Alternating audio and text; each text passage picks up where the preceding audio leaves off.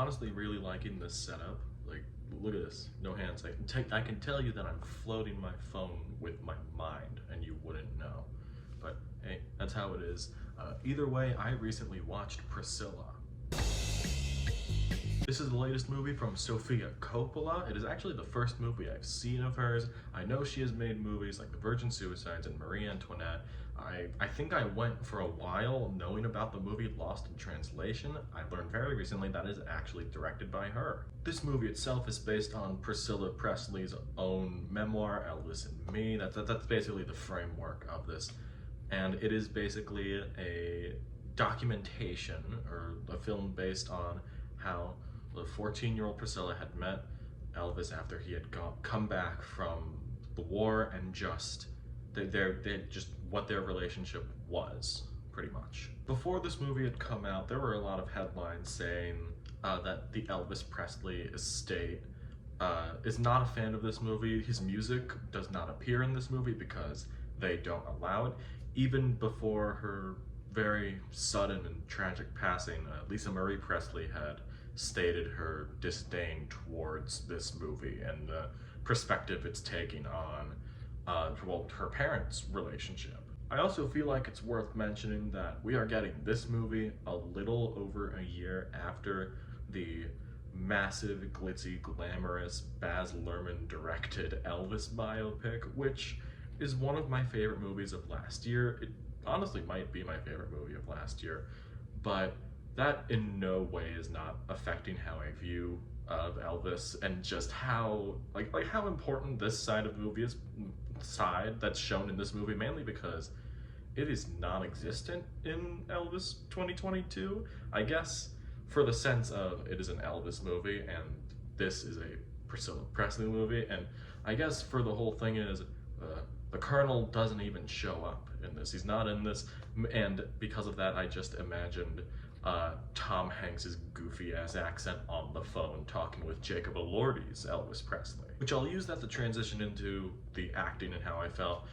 It's basically Priscilla's movie because, you know, what else would it be? And I think Cailee Spaeny does an incredible job in this. Might be my favorite part of this movie is just for lack of a better explanation, she ends up projecting the youthfulness of Priscilla when she's in high school very effectively. I hope saying that doesn't get me put on the list. I have no idea how else to say it. Moving throughout her life and the time that she had spent with Elvis was very important, and what I thought was missing from the Elvis Presley movie. I think that mainly just because of that alone, this is such an interesting companion piece to the Elvis biopic, because it is completely different in its presentation. While the 2022 biopic is glitzy, glamorous, over the top, it feels like it needs an exclamation point at the end of its name. Priscilla almost feels the complete opposite, and small and typed out in lowercase letters with a period at the end. That was a very strange analogy, but I hope you get what I mean, but also that Cailee Spaeny just did an amazing job in this across the board, and I also think she should be nominated for the Oscar for this and get a lot of awards love for this. Jacob Elordi playing Elvis is also something I had to warm up to, in terms of oh, this is the kind of a performance. For context, I had seen this not even a couple days after I had seen Saltburn, another movie that Jacob Elordi's in, and that he did great in this. And I had to think that he is great in this too. He's not doing the Austin Butler Elvis for so much of a smaller, muted Elvis performance. That's what this movie needed, not some Austin Butler going off the rails, always having losing your own voice because you impersonated Elvis so much.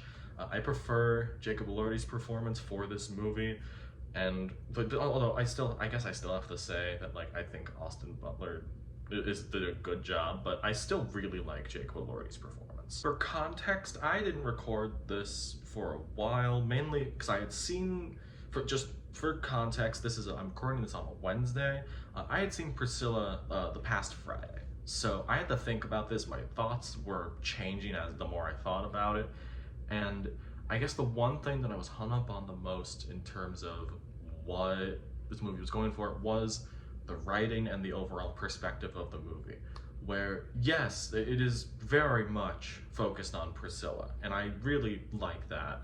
But the fact of it is a very clinical, like for lack of a better way to describe it, it's a very clinical view on Priscilla and Elvis's relationship. They do not make the takeaway of it too obvious, but who's the main focus? What's the title of the movie?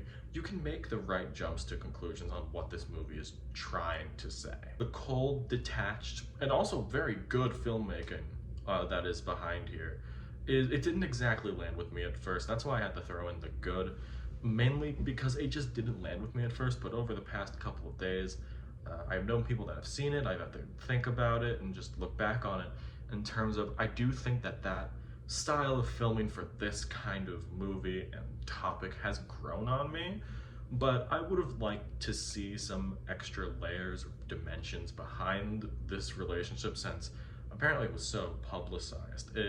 Although one thing I did really like is that the not using Elvis's music really helped the movie, because it started to humanize Elvis into just stripping away all of that glitz and glamour and just being like a guy. He's just someone here, an abuser, probably, if you want to go that far, and I know people that go that far, and I think I'd go this far too. You call him a groomer, because that's who he was.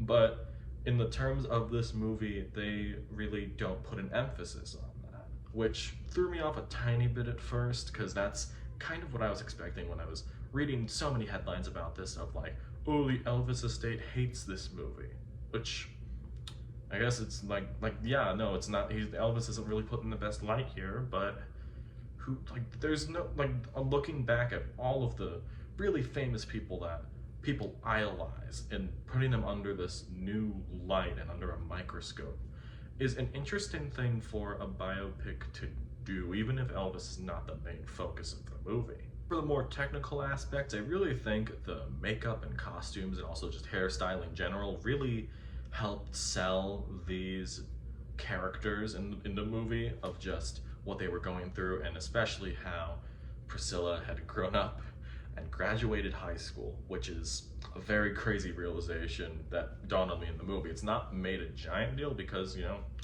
people graduate high school, so it just happens, and I realized, yeah, a lot of the movie has gone by and she just graduated high school, which it's a crazy thought. Overall, I think Priscilla is one of the more interesting movies of this year. I've had a lot of thoughts about it. On the terms of the list of the best and worst movies of this year, it's up there. I would really love to watch it again with more thoughts in mind of like, am I able to like pick up on these other detached filmmaking techniques, and just I really like looking back on it. I didn't notice it while watching it, mainly just talking about it with some friends of mine, just knowing how it is.